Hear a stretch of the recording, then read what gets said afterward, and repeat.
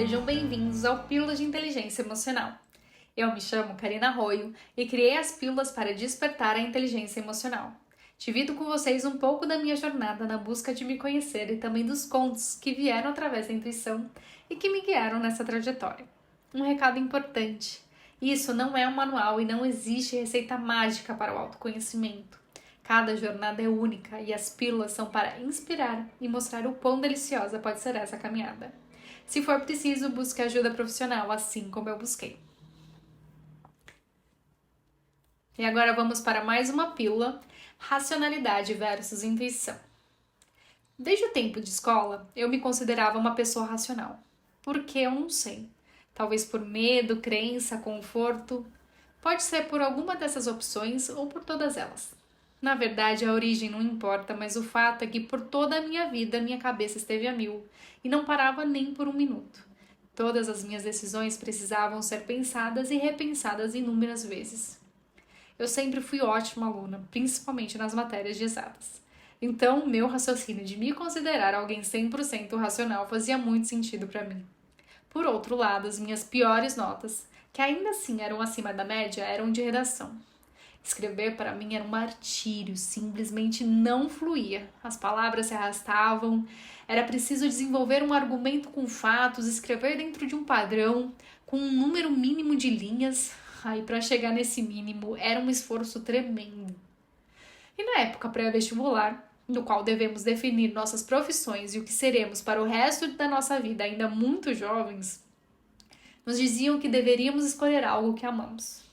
Eu já tinha ali muito claro que eu não era uma pessoa criativa. Eu não sei escrever, eu não sei criar algo novo, eu não sei pensar fora da caixa. E eu realmente acreditava em tudo isso. Então, o que eu poderia fazer que eu amasse? Eu amava cavalos, montar, competir. Os cavalos, desde os meus 13 anos, foram os meus melhores amigos. Então, o que uma pessoa racional que só pensa com a cabeça faz? Eu preciso fazer algo que eu amo, e eu amo cavalos, então eu serei veterinária. Pois bem, lá fui eu, extremamente animada. E aí, quando eu cheguei na metade do terceiro ano da faculdade, eu percebi que talvez a clínica e a cirurgia não eram para mim. Que a veterinária talvez não fosse para mim. Obviamente que eu menti para mim mesma e tentei me convencer. Terminei a faculdade, me dediquei alguns anos ao treinamento dos cavalos de enduro, algo que tive meus logros, mas no fundo também sabia que não era bem isso que deveria fazer da minha vida. Até que eu colapsei e decidi não montar mais. Eu sofri uma depressão que ninguém podia enxergar. Passei anos perdida em mim, sem saber o que fazer, sem saber por que eu tinha vindo para esse mundo. Até que eu ganhei um presente. Uma menininha que veio me ensinar muito. A minha filha. Um raio de luz na minha escuridão. Eu acreditava que esse raio de luz viria e magicamente faria tudo se resolver em mim. Mas não, muito pelo contrário. Fez com que tudo que eu guardava bem escondidinho, as crenças, os medos, os padrões, os emaranhamentos aflorassem e viessem à tona, deixando o mundo daquele pequenino ser muito pesado e, consequentemente, as intermináveis crises de choro dela. Olhando sistemicamente no campo da constelação, a minha pequena filha estava querendo ser grande para cuidar de mim. Antes de buscar ajuda, eu não sabia disso, mas eu tinha certeza de que o problema não era ela, era eu. Não há no mundo desejo maior do que o de uma mãe que quer ver seus filhos bem e felizes. Quando eu vi no campo sistêmico eu pequena e a minha filha grande tentando cuidar de mim e o quão pesado aquilo era para ela, eu senti que haviam me dado um soco no estômago. Naquele dia, eu tive o maior choque de realidade da minha vida. E foi naquele dia que eu entendi e decidi que eu iria cuidar de mim para poder cuidar dela como ela merece. Porque se eu estiver bem, ela estará bem. E assim começou a minha jornada no autodescobrimento. E logo fui obrigada a começar a sentir as coisas, porque para liberar precisamos senti-las. Então, a batalha entre o racional e a intuição começou.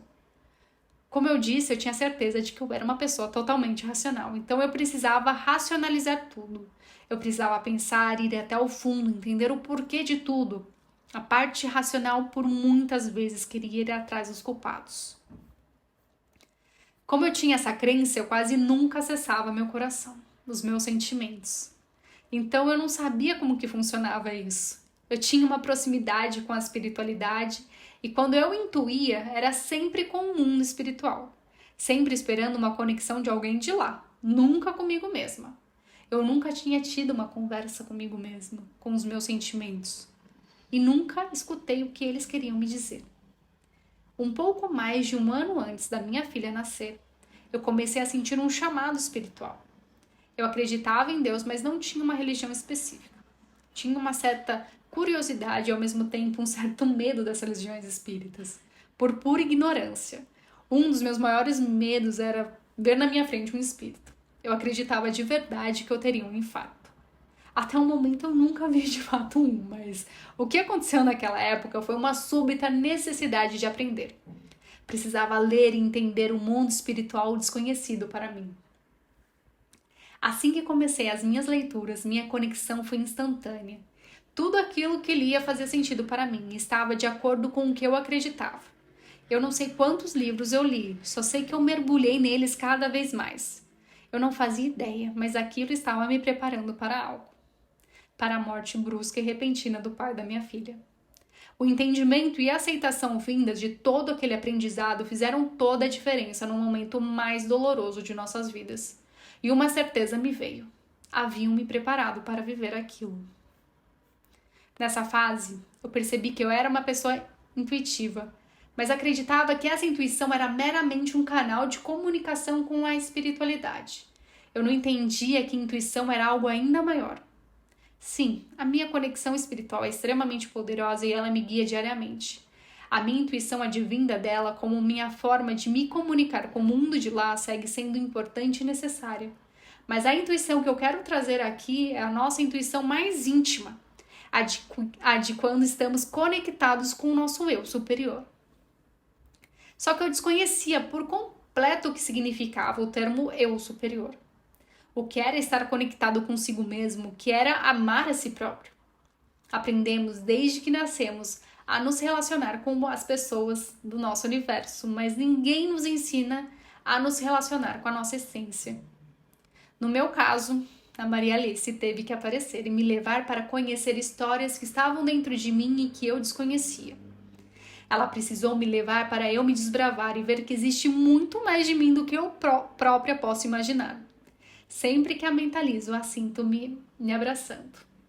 Muito antes de saber quem ela realmente era, ela tinha o abraço mais reconfortante de todos. E até hoje, nos dias tristes, eu clamo por ela, pois quando ela está comigo, eu estou completa. Maria Alice foi a forma que inconscientemente eu me conectava com o meu eu superior. E a forma que eu sentia que a minha intuição fluísse. Para mim, foi necessário esse artifício para me permitir. Era mais fácil acreditar que outra pessoa estava contando a história, porque obviamente eu ainda seguia crente que era uma pessoa 100% racional. E através dos contos eu comecei a enxergar caminhos, a visualizar coisas que apareciam de verdade, que aqueciam de verdade meu coração, e a sentir meu peito repleto de vida.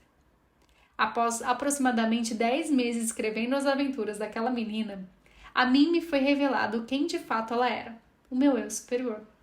A partir daquele dia, compreendi o poder que eu tinha, mas algo ainda faltava. Eu ainda me olhava com julgamento, com os olhos do fracasso. As minhas lentes somente focavam em tudo que tinha dado errado. O olhar sistêmico me ensinou a enxergar as situações com amor, sem julgamentos, sem culpas, aceitando a tudo como foi e os aprendizados que proporcionaram. Com o tempo, ficou mais fácil de olhar para os outros com esse olhar. Mas ainda havia certa relutância da minha parte em me olhar com esses mesmos olhos. Eu tinha vergonha da minha história. Para mim, ela representava fracassos. Até que um dia, com a ajuda da Maria Alice, ela me mostrou o quão corajosa eu era. Que poucas pessoas no mundo tiveram a ousadia de querer descobrir quem realmente eram. E isso, por si só, era algo grandioso demais. Ela me dizia, olhe com orgulho, porque foram esses fracassos que te trouxeram até aqui. Eles precisam ser abraçados com muito carinho para te levarem ao próximo passo. E foi assim, me sentindo conectada e abraçando com carinho tudo o que eu sou, que a intuição me levou e de uma forma emocionante me mostrou o livro do cachorro Kiki. Um livro infantil sobre tudo o que eu havia aprendido até o momento. Kiki foi meu cachorro, que após falecer, muito gentilmente se eternizou em mim como um personagem infantil do meu eu superior. Foi um grande companheiro que tem o grande privilégio de imortalizar em histórias tão importantes. Pois é, eu, que não me considerava criativa no fim das contas, me tornei escritora e ilustradora de livro infantil. Mas essa é história para outra pílula. Respire e acolha quaisquer sentimentos que vierem. Se você se sentir confortável, compartilhe conosco quais emoções você sentiu aqui nos comentários. Um beijo e até a próxima!